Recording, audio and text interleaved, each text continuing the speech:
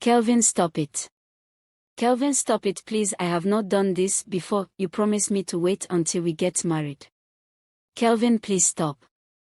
Rita screamed while struggling with Kelvin, who pinned her down on his bed in his room, trying to rape her.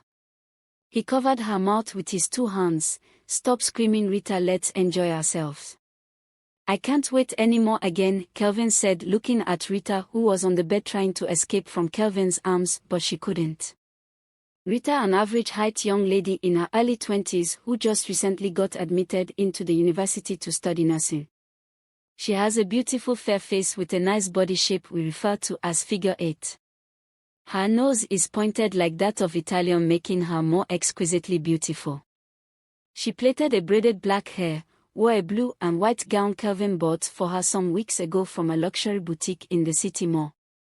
It was a humid Sunday evening, about 5 p.m. in the evening. Rita hurriedly dressed up, wore the clothes and silver-coated heels shoe Kelvin bought for her for his dad's new house opening party. "Omo, this gown look good on me, oh," Rita said, complimenting herself while she stood before a 4 inches tall mirror at the right side of her room. She was smiling, turning round as she stood before the mirror. Afterwards, she picked her bag on the bed, opened her room door and walked out of the room. She met her mom, Mr. Rose, sitting on the black couch in the parlor watching film with her brothers. She informed her about her whereabouts before she opened the door and walked out of the house smiling and scenting like $1 million bill. Rita had already ordered a boat ride to take her to the venue. Immediately she came out, a melanin dark average height boat driver sitting at the front driver's seat, wearing a black cap and red shirt, wind his glass down and confirmed she was the one. Rita entered the black Corolla Toyota car and locked the door. He drove her to at the front black metallic sliding gate of the new house. Solo music was sounding up and down from the desk of the disc jockey when she walked in. Some people were walking up and down with glasses of champagne while others sat chatting with friends. The compound was well decorated and designed with blue and white ribbons and different colors of balloons. A green-colored footmat was placed at the entrance of the gate leading to the venue. Fancy canopies were mounted at the right corner of the compound for guests to sit in under it. At the middle of the compound was a beautiful water fountain with water sprinkling out of it. Rita kept looking at the beautiful one-story building glass house with a penthouse at the top of the house. Different colors of reflective fluorescent bulbs were hung at different corners of the house. Rita was still lost gazing at the wonderful buildings when Kelvin tapped her from behind.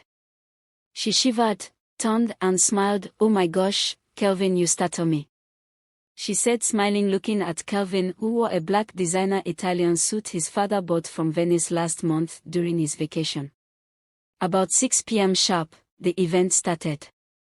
30 minutes into the event, Kelvin asked Rita to escort him to his room to get something for his dad. She refused at first, but after much persuasion she stood up from a fancy plastic silver chair and followed him. Rita never knew Kelvin had another motive. Kelvin took her to his room, locked the door immediately behind him. She walked and sat on the bed, moving her bally eyes up and down, admiring the luxury of the room. Kelvin went to his wardrobe, picked a gift and stood before her. "Babe, close your eyes please," Kelvin said, smiling widely, opening his eyes. Rita obliged and did as he asked her. He unwrapped a gift from the fancy wrapping sheet. In it was a brand new iPhone 11 in the black carton. "Open your eyes now," he said in a low romantic voice. As she opened her mouth she screamed in puzzlement, seeing the new phone. Rita has been using an Infinix phone for some years now, but 3 months ago it began to misbehave. Kelvin knew about it and got her a new phone. She immediately stood up in excitement and hugged Kelvin warmly. After some seconds, she tried to sit back, but Kelvin held her tight and pushed her to the bed. "Kelvin, don't do this to me, Kelvin, please," Rita shouted, looking at Kelvin, who was standing above her in a raging look. He dragged her as she tried to run to the door, pushed her to the bed and covered her mouth. In her right ear he said, "Babe, cooperate now, it just once, it won't hurt you, don't worry." Please stop shouting. Kelvin covered her mouth tight as she screamed, held her hands with his other hand. After making out with her for some minutes, he noticed she wasn't moving again. He stood up, dressed up, and walked out of the room smiling like someone who won a trophy. What did you think happened to Rita? Answer in comment section. 30 minutes later, Kelvin walked back to his room and met Rita still laying on his bed.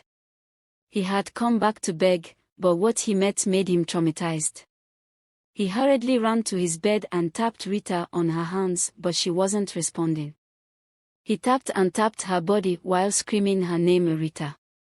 Rita, wake up, but she didn't wake up. Rita suffered loss of breath and suffocated while Kelvin forced himself on her. Kelvin began to shiver, the hair gland in his body began to stand erected. His hands were shaking with sweat soaking his wonderful black Italian suit his daddy bought from Italy during his last vacation. He stood up, bent his head on Rita's chest to feel her heartbeat, but he heard no sound. Rita was dead and gone, but her body was still a bit warm. Oh my gosh, what have I done? Kelvin shouted while shaking Rita's body on the bed while he blamed himself. Kelvin hurriedly came down from the bed panting and breathing hard, his heartbeat was skipping at intervals. He opened the room door, rushed to the compound and told his mom about it. Mommy, please come upstairs to my room, there is a problem. Oh, Kelvin said in a low tone into his mother's ear.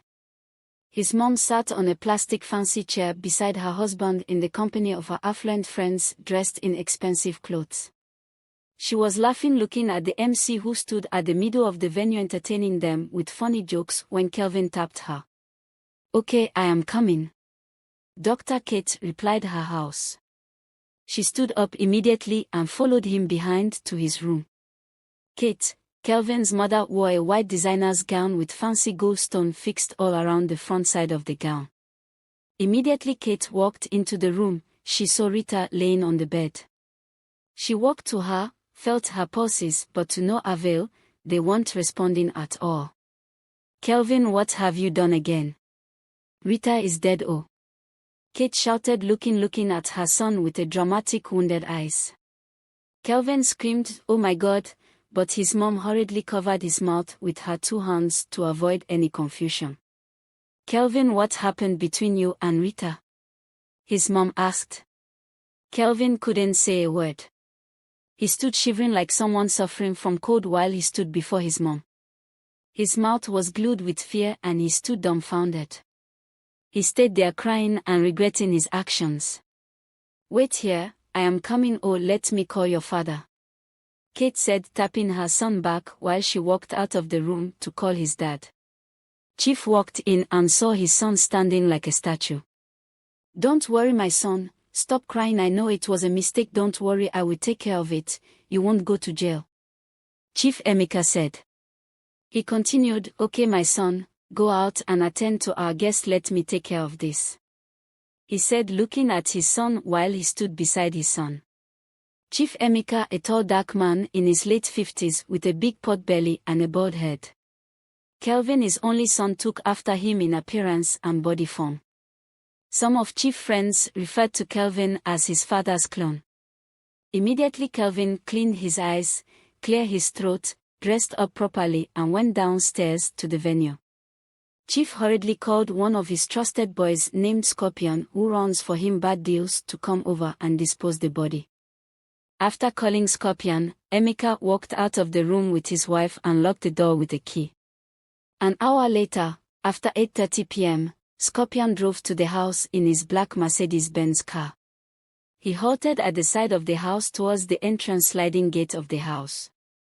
He walked into Kelvin's room through the back door, wrapped Rita into a big black wrapper and threw her out of the window.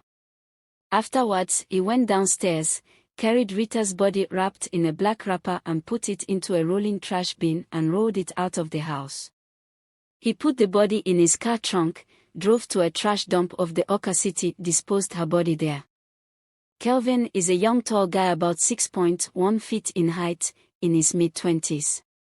He is melanin dark in complexion like those American model. His nose is pointed, depicting the handsomeness of his face. Kelvin carry a low-cut hairstyle with a line cut on the right side of the hair. Kelvin is the only son and fourth born in his family out of 5 children. His birth brought great blessings to his father's import and export business. This made Kelvin to be greatly pampered by his parents from birth until the point he committed this crime. For all these years, his father never scolded him or beat him for once. His mother sometimes scolded him years back when he was 10 years old for stealing his mother's money from his purse she kept in her room. His dad spoiled him with expensive gifts whenever he comes back from different business trips. Kelvin never lacked anything in his life. His parents gave him all he always needed to like his best life. Some years ago, in second term of SS2 back in high school, Kelvin was caught by a staff pan down with a junior female student making out in the toilet. Mr. Rufus, the general maths teacher, was walking to the staff room opposite the student toilet when he began to hear some voices coming from the toilet. Mr. Rufus reported to the school authority. Kelvin and the girl got expelled with immediate effect. For once, no one scolded him. His mother tried to scold him, but his father stopped her doing it. After some weeks, he was admitted into a new school to continue. Kelvin was sitting in the parlor that morning looking at the big plasma television in front of him, lost in thought thinking about what happened last night. He sat down a fancy black couch, with his legs on the brown wooden fancy time in front of him. A glass of yellow liquor was on the table with a glass beside it with liquor in it. Kelvin drank from the glass at intervals to calm himself. The parlor is well painted in white dazzling color, with yellow patches on the wall. On the wall of the parlor, different family pictures were hung on the wall above. Kelvin was the dropping glass cup on the table after taking a sip, when his phone rang. He looked at it and said the name. "Oh my God, Rita's mom is calling me," Kelvin shouted in a loud voice. His hands began to shake, depicting his fear in his face. His mother, who was in the kitchen preparing breakfast that morning about 8:30 p.m. that morning, immediately came out of the kitchen and walked to the parlor when she heard his scream. When she was she saw his black iPhone 12 vibrating on the table while his son walked around the parlor with his hands on his head. "Kelvin, what is happening?" "I heard your voice." "Kate," Kelvin's mother said while tapping her son on his shoulder. "Mommy, Rita's mom is calling me. Oh, what will I tell her now? Oh, Mom, I am finished. Oh," Kelvin said in a cracky voice, with his lips shifting from its position depicting the fear in his eyes. "Kelvin, you have to put yourself together in order to escape this crime. Oh, please, I don't want you to go to jail. Oh, pick your phone now, answer your call and tell Rita's mom that her daughter didn't come for the party yesterday," she said while standing beside him. "Okay, Mom," he answered. "Please don't crack your voice," she instructed him. Kelvin picked the phone and did as his mom instructed him. "Hello, Ma, good morning. How is Rita doing? Because I didn't see her in my party yesterday," Kelvin said in a calm voice, looking at his mother who stood beside him, pointing her hand and saying some words in a very low tone, looking at him. "What? My daughter Rita is not in your house because she left last night for your place." Rita's mom, Mrs. Rose, shouted while sitting on her bed with her phone to her ear. "Yes, Ma, Rita didn't come to my place last night," Kelvin replied. "Okay, no problem," she said. She hung up the call, came down from her bed and went to the parlor. Kelvin immediately threw the phone on the couch, soaked in air and hugged his mother. "Don't worry, we will get through this, my son. Just do anything I tell you to do. Your father and I will do anything to save you," Kate said, looking at him. Mr. Rose took her phone and began to call all Rita's friends, but nobody gave her any vital information about her daughter's whereabouts. Afternoon of that day, Rose reported the case to the police station in her neighborhood. After paying some money to some officers at the station, work began immediately. Sadly, Rita's corpse was found decaying and smelling in a trash dump 2 days later by the police. Mrs. Kate slumped when, after seeing her daughter's body in the morgue, she was immediately rushed to the hospital and revived.